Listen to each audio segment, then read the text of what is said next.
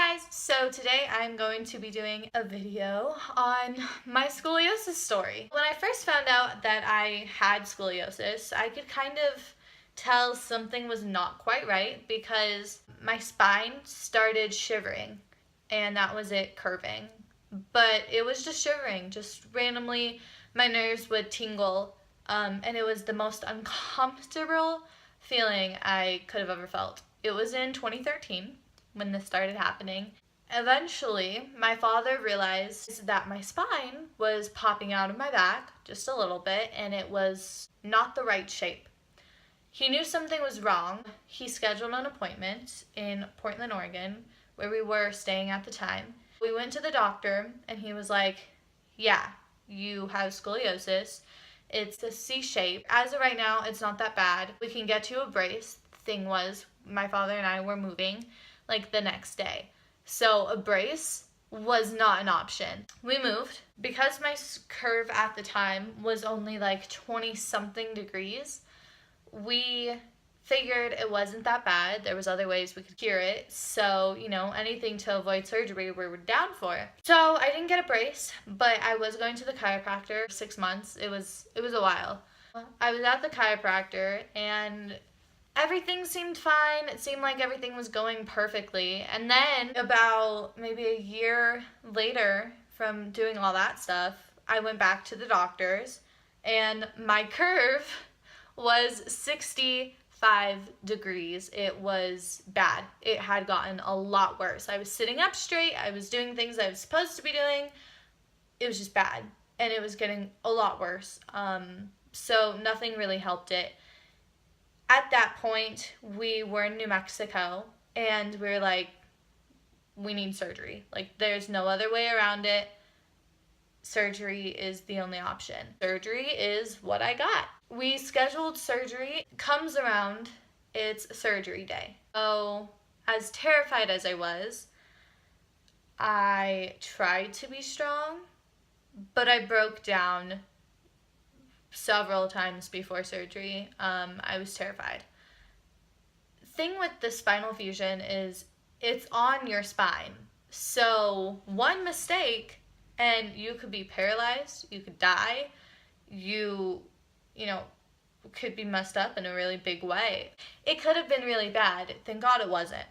But with such a big surgery, something big could happen. And so it was really scary. I was terrified. I cried in the waiting room just a little bit because I was trying to be strong.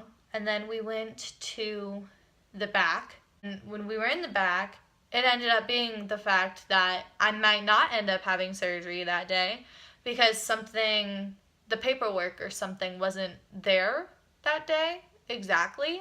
Because of that, it held back the time we were supposed to start at. Comes the time, I'm in the gown to have my surgery, and I have my IV in and I'm going back. I thought I was going to die, as I previously said, so I thought that was it for me. I thought that was the last time I was going to see my dad and my dog, and so I was not in the best shape of that. I was absolutely terrified. So I was crying when I said goodbye to my dad. I was really scared. I was still strong as I could be when I was back there getting everything done. So when you go back into the room where you're getting your surgery or where they're prepping you for your surgery, you meet all the nurses and stuff as some of them wheel you in. I don't remember how they wheeled me in. I don't remember how long it took. I don't remember exactly how it happened or where we went. We just went into this big room that had maybe 7, 8, maybe 10 nurses of different types in there. I was getting needles put in me at every mark, and they thought I couldn't feel anything, but I could feel it. They started with my feet and my arms, so I felt those. I actually have a scar on one of my feet. It's on one of them, and it's from the needles that they poked in me. They poke these in because they need to be able to tell, like, you're not completely out of it during the surgery, but you are. Because it's dealing with your spine, they'll ask you a question, I guess, in surgery. They need to make sure that you're still alive, pretty much. That's why they put the needles in you. Anyway, I could feel the needles. And as I was given the gas to breathe so I could knock out, the nurses were talking to me and they asked me, like, who's your favorite artist? And I was like, Beyonce, because obviously I'm wearing Ivy Park right now. They let me listen to Beyonce and watch Beyonce as I was getting knocked out. Watching the single ladies sing and breathing through the tube and holding it like this, and I was watching it. I was obviously laying down. And one of the nurses moved. And so the oxygen tank wasn't, or like the thing they were giving me wasn't completely on my face. And I was like, oh no, I'm not, like, I'm getting other air. Like, I'm not going to be able to fall asleep fast. And I'm going to go through surgery and I'm still going to be awake. And I was like, oh no. So I grabbed the thing and I pushed it like that so it was completely on my face. The table must have moved or something, but that's the last thing I remember. I don't remember anything else after that. The table moved as I did that, and then everything was gone. I don't remember anything else. But when I was asleep, like after I had been knocked out, the nurses must have been like talking to me or something, because they were doing the single ladies dance in my dream, in my head. It was the weirdest thing. And then suddenly it stopped and everything just kind of disappeared. It was 8 hours, I believe, I'm not too sure, that I was in surgery. And then I got out of surgery. And when I got out of surgery, I was in the ICU. And the first thing I did when I woke up was ask for my phone. Completely still out of it. Completely still on drugs. No idea what was going on. So I asked for my cell phone. I have pictures that I took. I posted those pictures immediately on my Instagram. I messaged people telling them that I was out of surgery.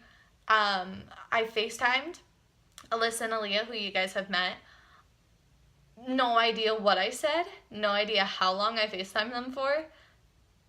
No idea what they said to me. I have no idea. So to this day, it's only them who remember this incident, because I do not. I was still on drugs. You can go on my Instagram, and on my pictures that I've taken and posted, there's misspelled words. And that's because I was completely drugged out. Like, I don't remember this happening at all. I don't remember asking for my phone. I don't remember putting captions on my photos. I don't remember texting people back. Like, I have no memory whatsoever of that stuff. They took me into my room later the next day, I think. It was daytime, so yeah, I'm pretty sure.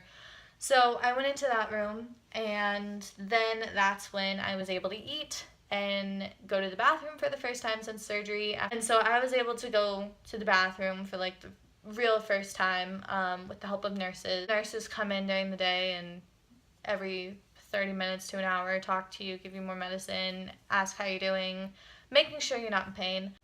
There was a time, it was like maybe the third or fourth day I was in the hospital. So I was asleep, but I had woken up, and it was like sleep paralysis is what I think it was anyway. It was really scary.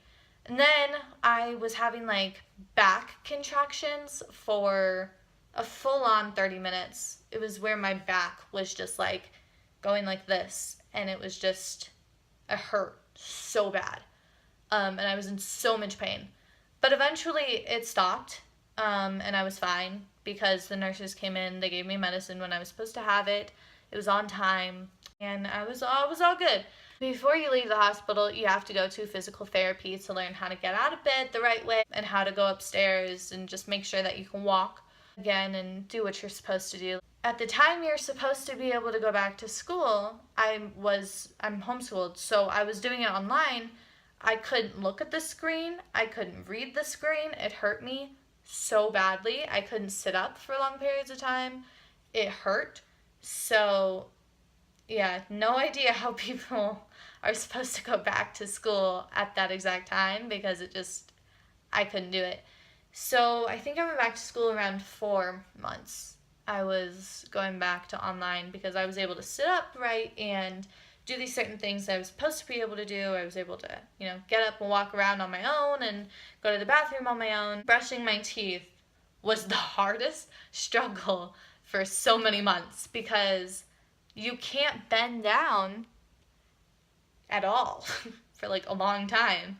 So because you can't bend to like spit your toothpaste back or the water when you rinse back into the sink, you kind of have to use a water bottle and spit into the water bottle, and then you're good to go. It was a struggle, but now I can bend and it's so much easier.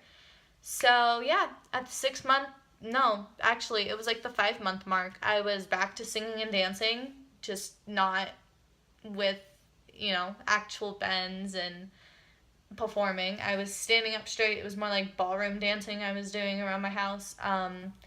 And singing, obviously. You can do that at any time. I was doing that like the day after I got out of the hospital. It's hard to recover and stuff, but at 6 months you're able to bend, twist, lift, do anything you want. So it was really simple after that.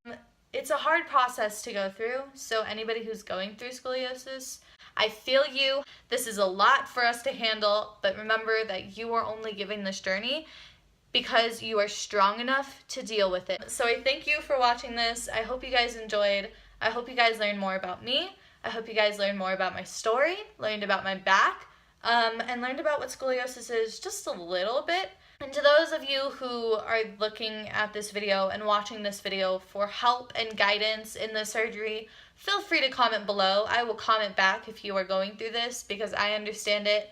I know a lot of other people who are too. You can look up this hashtag scoliosis or hashtag scoliosis surgery on Instagram, and so many people will be there for you. You can find me, DM me on my Instagram, you can tweet me, and I will be there for you all the way through. If you're going through surgery, good luck, and I know you will do amazing and it will be great, and it'll be better in the long run. If you are thinking about going through surgery, I recommend it.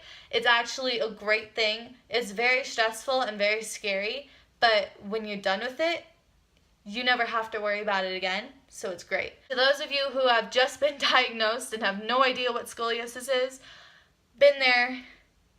It's confusing and weird, and you don't know how this happened or what happened and how you did it to yourself. You didn't do it to yourself. You were born with it. It was just waiting for the perfect time to come out and tell you just how strong you truly are. So it's scary, but it happened for a reason, just like everything else does. And you will get through this. We are all here for you. Bye, guys.